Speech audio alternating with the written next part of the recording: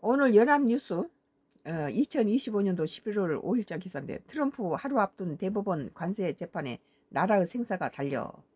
트럼프가 상호 관세가 미국 법에서는 그게 허용이 안 된다는 거예요.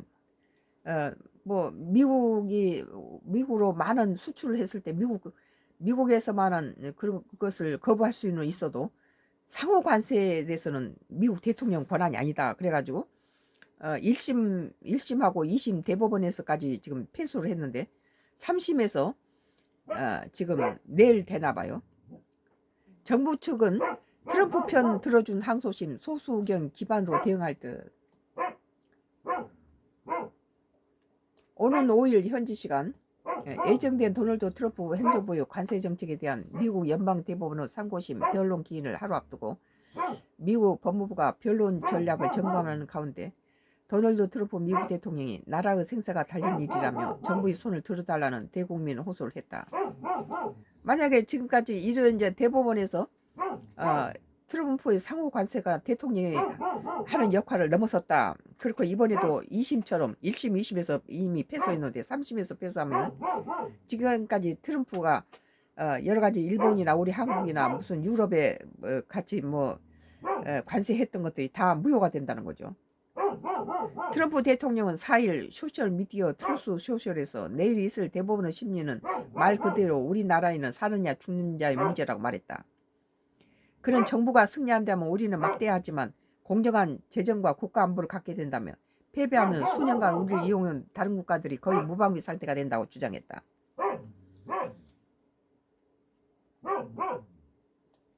일부는 일리가 있고 일부는 또 너무 지구촌에 반란을 일으킨 거죠. 일부는 인정해요. 미국이 너무 많은 나라들이 미국에다가 팔아먹고 자기들 문을 닫아놓고 이런 부분이 있어요. 그런데 지금 트럼프는 칼만 안 들었지. 이건 깡패나 마찬가지예요. 그러나 먼저 미국에 이런 것을 자기들 문을 다 닫아놓고 미국에다는 덤핑으로 내서 미국 경제에 악영향을 준 건 사실이에요. 그 부분을 인정하죠. 그런 건. 그는 정부가 승리한다면 우리는 막대한 공정한 재정과 국가 안보를 갖게 된다. 패배하면 수년간 우리를 이용한 다른 국가들에게 거의 무방비 상태가 된다고 주장했습니다. 트럼프 대통령은 우리 정신을 꾸준히 사상 최고치를 경신했고 우리나라가 지금처럼 존경받은 적이 없었다며, 크게는 관세가 조성한 경제안보와 그로 인해 우리가 협상한 거리가 있었기 때문이라고 강조했다. 연방대법원은 오늘 5일 구두 변론기를 열어 트럼프 행정부가 국제 비상 경제권 권한법을 근거로 시행한 상호 관세 부과가 적법한지 심리한다. 1977년 제정된 IEEPA는 외국에 의해 국가 비상사태가 발생할 경우 대통령에게 외국 정부 등의 수출입 제한 조치를 내릴 수 있는 권한을 부여한다. 트럼프 대통령이 이 법안은 근거로 지난 4월 미국의 만성적인 대규모 무역 적자를 이유로 국가 비상사태를 선포하고 국가별 상호 관세를 부과해왔다. 당시 한국도 25% 관세가 적용됐고, 최근 한미 정상회담 계기로 양국 관세 협약이 극적으로 타결되어서 15% 낮아질 전망이다. 미국은 1975년부터 지금까지 매년 무역 적자를 겪어온 나라다.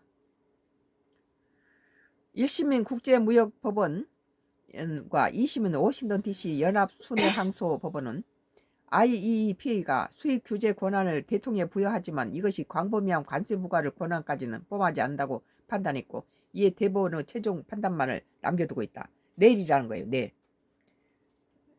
그러니까 미국은 사느냐 죽느냐. 내일이 트럼프의 상호 관세가 미국의 3심에서 어떻게, 대법원에서 어떻게 판결되느냐. 트럼프가 지금 국민들한테 호소하고 있죠. 이런 가운데 법무부는 이번 상고심 변론에서 2심 판결문 중 리처드 타란토 판사가 집필한 67쪽 분량의 소수 의견을 법리 전개의 로드맵으로 삼을 것이라는 관측이 나온다고 로이터 통신이 전했다. 7대4로 갈린 2심 판결 당시 법정 의견인 다수 의견에서는 피고 겸 항소인 정부 측이 패소하고 원고 겸 피소 항소 측이 승소했으나, 타란토 판사가 집필하고 킴벌리 무어 법원장 등 다른 판사 3명이 가담한 소수 의견의 결론은 반대였다. 항소심 소수 의견의 핵심 논지는 IEEPA는 대통령이 위기 상황에서 다양한 수입 규제 수단을 동원할 수 있도록 의도된 법률이므로 관세를 사용할 수 없다는 해석은 설득력이 없다라는 내용이었다. 트럼프 편을 들어줬고, 그래도 1심, 2심에서는 지금 패소했죠. 당시 다수 의견을 낸 판사 7명 중 6명은 민주당 대통령이, 1명은 공화당 대통령이 임명한 인물이었으며 소수 의견을 낸 판사 4명 중 타란토 판사를 포함한 2명은 민주당 소속 버락 오바마 대통령이, 무어 법원장을 포함한 나머지 2명은 공화당 소속 조지 워커 부시 대통령이 각각 임명한 인물이었다. 항소심 판결 이틀 후인 8월 말에 피터 나바로 백악관 무역제조업 담당 고문은 폭스 뉴스에 출연해서 항소심 소수 의견이 대법원이 우리에게 승소 판결을 확실히 내릴 수 있는 매우 명확한 로드맵이라고 본다고 말했다. 연방 대법원 사건에는 정부를 대표하는 디 존 사우어 법무부 송무차관은 대법원에 제출한 의견서 등에서 16차례에 걸쳐 항소심 소수 의견을 인용했으며 5일 열릴 변론기일에서는 타란토 판사의 법리 전개를 활용할 것으로 전망된다. 트럼프 행정부의 관세 부과 조치를 지지하는 서면을 대법원에 제출한 체드 스퀴엘이 미국 카톨릭 대학 법문 전문 대학원 교수는 타란토 판사가 2심 법정 의견의 상당히 심각한 법적 오류를 지적했다고 주장하면서 송모 차관이 타란토 판사의 반대 의견에 마음에 드는 부분을 많이 발견했다는 점이 당연하다고 말했다. 하여튼 1심하고 2심에서 패소했는데 이번 3심에서 어떻게 되느냐. 우리하고도 직결이 돼 있기 때문에 이건 온 국제사회가 다 주목하는 것이죠. 지금 트럼프가 지구촌에 많은 나라들이 전부 목을 조이고 숨통 조이고 이렇게 하고 있는 상황에서, 물론 일부는 인정하죠. 미국이 많이 희생당했다는 걸. 다른 나라들은 전부 자기 나라에 빗장을 걸어놓고 미국 상품 들어온 거 막아놓고 뭐 덤핑해서 미국에 팔아먹고 이래서 많이 부를 축적했어요. 오늘 연합뉴스 2025년도 11월 5일자 트럼프 하루 앞둔 대법원 관세 재판에 나라의 생사가 달려라는 기사입니다. 나라의 생사가 달려 있겠죠. 지금까지 관세로 여러 가지 노력했는데 그것이 물거품 될 수도 있죠. 그러나 이 관세 말고도 또 다른 방법으로 이것을 갖다 트럼프가 뜯어낼 수 있는 방법이 여러 가지 있다고 그래요. 이거 말고도 대법원이 이렇게 되더라도. 오늘 2025년 11월 5일자 선가크로스 연합뉴스에서 나라의 생사가 달려있다는 트럼프 하루 앞둔 대법원 관세 재판에 대해서 선가크로스 나의 정치 코멘트를 했습니다. 계속해서 뭐 같은 트럼프 얘기니까 계속 연결해서 할게요. 오늘 한국경제 2025년도 11월 5일자 기사, 중국과 잘 지내는 게 낫다. 결국 G2 인정하는 미국. 이번에 시진핑과 경주 에이펙에서 만나가지고 대화를 하니까 싸우는 것보다 인정하는 게 낫다. 중국도 히토를 가지고 여러 가지 카드가 있는데 좋게 지내는 게 낫죠. 중국의 핵전력이 빠르게 증가하면서 미국 내에서 중국 핵을 견제해야 한다는 목소리가 커지고 있다. 앞서 도널드 트럼프 미국 대통령이 중국과 러시아처럼 미국도 핵실험을 해야 한다고 언급한 가운데 미국 핵 전략이 근본적으로 달라져야 한다는 주장에 힘이 실리는 중이다. 로버트 P. 캐드릭 미국 국방부 핵억제 생화학 방어 담당 차관보 지명자는 상원 국회 군사위원회 인사청문회를 앞두고 4일 현지 시간 제출한 답변서에서 중국의 핵전쟁 증강 속도가 미국 예산 수준을 넘어섰다고 밝혔다. 그는 이 답변서에서 중국의 불투명하고 급속한 핵 전략 증강은 미국이 인도태평양 지역에서 우리의 중요한 이익을 침해를 어떻게 억제하고 격퇴할 것인지에 대한 기존과 다른 방식으로 사고할 것을 요구한다고 했다. 또 미국의 핵 억제력이 적대국과 동맹국 모두에게 매우 신뢰할 만한 수준이라면서 미국의 전략급 이하의 지역 전장에 발생할 수 있는 충돌에 대비해 신뢰할 만한 핵 대응 옵션을 가지고 있어야 한다고 생각한다고 밝혔다. 이번에 우크라이나라든지 이란 또는 이제 중국이 대만하고 이렇게 인도 태평양 연안 국가에 있을 때 세계의 경찰 노릇했던 미국이 지금 해군력이라든지 이런 것들은 참 약해 있거든요. 중국은 지난 5년간 매우 빠르게 핵무기의 양과 질을 늘려왔다. 중국과 지금 북한은 엄청난 속도로 그런 것들이 지금 높아지고 있죠. 스톡홀름 국제평화연구소에 따르면 올 6월 기준 중국은 약 600개의 핵탄두를 보유가 있는 것으로 추정된다.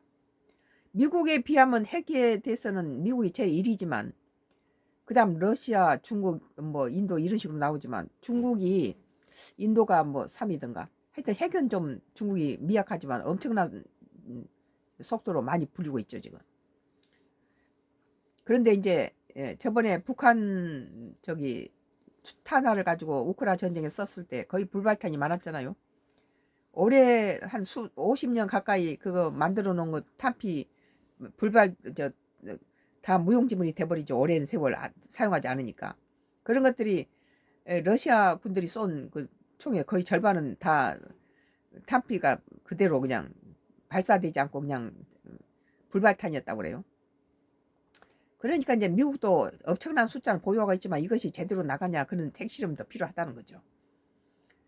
매 100개씩 늘려서 2020년 300개 불과해서 5년 만에 2배로 늘어난 것이다. 중국은 계속 2020년도에 300개 불과했던 걸 5년 만에 2배로 늘렸다는 거예요. 매 100개씩 늘려서 2030년에는 1000개 이상, 2035년은 1500개 수준을 이룰 것으로 관계기관들은 분석하고 있다. 미국이나 러시아 핵탄두가 5천여 개 해체 예정 비하면 적지만 300기 수준일 때와는 일상 차이가 크다. 중국은 공공연히 핵능력 확대 계획을 드러내고 있다. 시진핑 중국 국가주석이 2022년 당 대보고에서 강력한 전략적 억제 체계를 구축할 것이라고 밝혔을 때 이는 주로 핵무력을 지칭하는 것으로 받아들여졌다.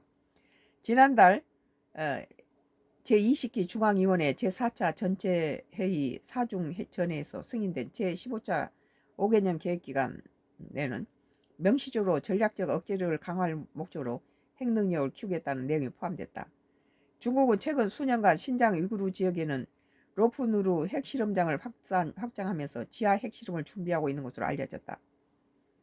미국은 자국과 동맹국에 대한 적국 공격을 억제하는 데 무게를 중심을 두고 있다. 이에 비해 중국은 공식적으로는 선제 공격하지 않는다는 원칙을 강조한다. 대신에 핵 공격을 받은 후 보복 차원의 핵무기 공격을 능력이 2차 타격 능력 확보에 치중한다는 것이다. 트럼프 대통령은 미국과 러시아 간의 군축 협상 뉴스타트 협정에 중국도 참여해야 한다는 입장이지만 중국은 핵전력 차이를 이유로 거부하고 있다. 지난 8월에 중국 외교부가 중국과 미국의 핵전력 같은 수준은 아니라고 했다. 중국의 핵전력 증강은 미국이 중국과 체제 경쟁에서도 압도적으로 우위를 목표하는 대신에 적정 수준에서 공존을 못하게 한다는 논리로 이어지고 있다.